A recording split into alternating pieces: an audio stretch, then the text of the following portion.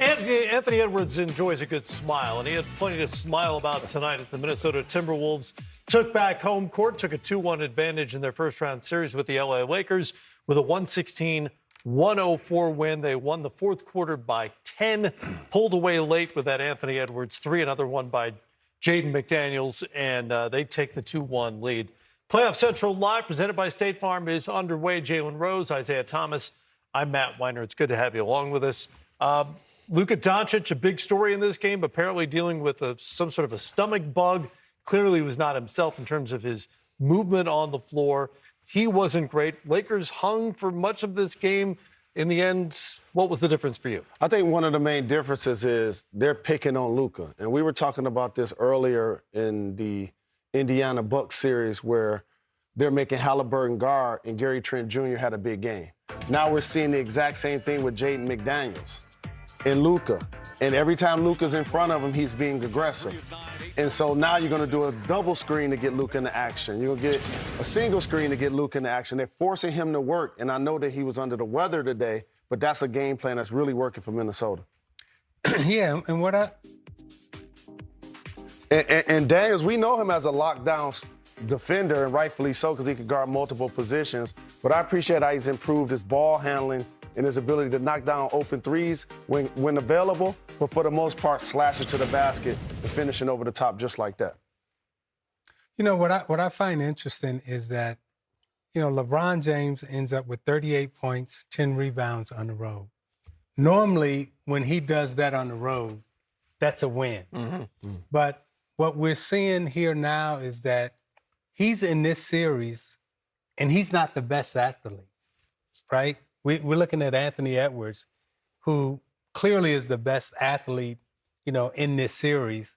And I think that's really affecting the way the Lakers are looking and playing. Because, you know, a 38-10 night on the road, you know, normally is a playoff win for a LeBron James team.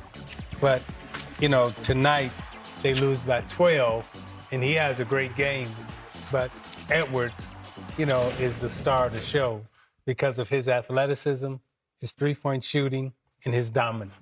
But also, there's a fatal flaw with the Lakers. When you let go of Anthony Davis, those are now LeBron James's minutes. So LeBron James is, in theory, playing power forward. Jackson Hayes isn't giving them much. They're trying to give Goodwin minutes now. The Lakers are very thin up front. And that's where Minnesota's actually strong. Mm-hmm. They have multiple big guys, Naz Reid, Randall, Gobert. They have so many guys to play up front at those minutes in those two spots. And I think that's overwhelming the Lakers. That's why they're dominating points in the paint as well. Plus 30 in the paint, Minnesota was. They were plus 15 off turnovers. That was a huge problem for the Lakers tonight. 28 points Minnesota scored off 19 Laker turnovers. Nearly as many turnovers as assists for the LA Lakers. And in Luka's 38-point minutes, the 41 minutes, they're minus 10. The Lakers starters, to your point about depth, they did all their best damage with the bench. It wasn't the starters. Starters are getting outscored consistently. Yeah, and you look at Minnesota and you look at this series. I mean, Minnesota is the more taller, athletic, more physical team. The Lakers in this series, when you look at the Timberwolves, you know, the Lakers are really a small team compared to Minnesota. Mm-hmm. They're smaller, they're less athletic, they're not as fast, and Minnesota has the dominant athlete in the series. So doesn't feel a good series for the Lakers right now. Well, depending on how you're ranking it, the Lakers may have the best player in the series, depending on what you think of Luka Doncic at full strength. Tonight, dragging a little bit. You guys have played through stuff like this before. Every NBA player has at some point. How do you overcome when you're feeling the way he probably felt tonight? Well, Luka is the best offensive player. Mm-hmm. I said depending on the ranking. He's not the best player, you know, all around. But offensively, we will give him the nod as being the best offensive player. Where he's being picked on at, as Jalen pointed out accurately, is on the defensive side of the ball. And then when you're not feeling well, old school, We never told anybody Correct. we weren't feeling well. We never acted sick out on the floor because that immediately makes you a target. Sure. Now, for the fans and the general public watching, they get a little sympathy for you. Mm-hmm. You know, Great and drama. they get to feel Great sorry drama, for you. right? Yeah. But for the guy that you playing against and the team that you playing against, you are the weak link. Not only are you the weak link, but you're physically ill and you're out here playing in the playoffs against us. Clear out every time we see him. Let's go at him because he's weak. And that's all you need in the playoffs. You need one player to seriously break down. And when that one player breaks down, now the whole team is affected. And then the other thing is you talk about Anthony Edwards being, you know, the most complete player right now. When you watch the end of that game, just think about the execution. For Minnesota, it's give the ball to Anthony because they're going to double and triple team him without doing any action. Yeah. For the Lakers, Jay McDaniels guarding one-on-one against Luka. They're guarding LeBron one-on-one. They're sending help when necessary. And so I think the Lakers are actually in trouble. I talked about this before the series, but now I see these fighters in the ring. Minnesota will be kicking themselves if they lose this series. And J.J. Redick is clearly looking for the right kind of lineups. The Jackson Hayes thing is a little bit of a head scratcher at this point in the series. The third straight game he's played single-digit minutes. They're starting him, but he's not on the floor for very long. And it's a curious thing. Why not just play small to start? Here, this is basketball knowledge, rule, whatever you want to call it.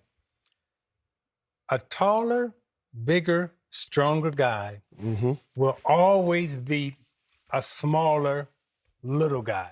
Now, what gives the smaller, little guy a chance is if that taller, bigger, stronger athlete makes a mistake. And if that taller, bigger, stronger athlete don't make a mistake, that little guy has no shot, right? And what we're seeing now is the taller, bigger, stronger players of Minnesota playing against smaller athletes. They're dominant. Now, if quickness and speed doesn't take over and Minnesota doesn't start making mistakes like they did in game 2, right, with their taller, stronger players, little guys got no shot. They just don't. It's definitely a tall man's game, and it's spoken from one of the greatest players of all time who happened to be considered a small guy and a back-to-back champion. But what needs to happen for the Lakers is during the regular season, you were able to go to Austin Reeves as a consistent number 3 option. But the athleticism and the defensive prowess from Minnesota ain't really allowing him to get off like that.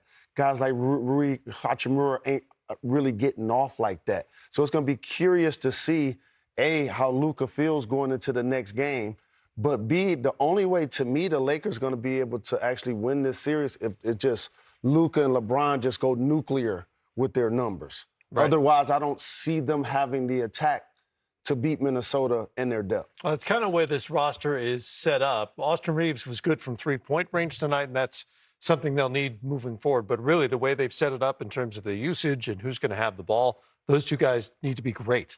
And now we're going into game 4.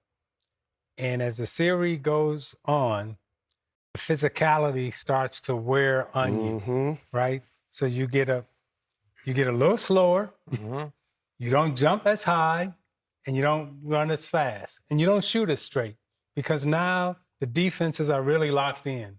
We know your plays, you know all plays. Now it comes down to who's got the best athletes and who can get to the rim and do the stuff that you can't teach. Right now, Minnesota has the guys that can do the stuff that you can't teach. Chris Finch had the best on the floor tonight in the Game 3 win, and here is the Minnesota head coach.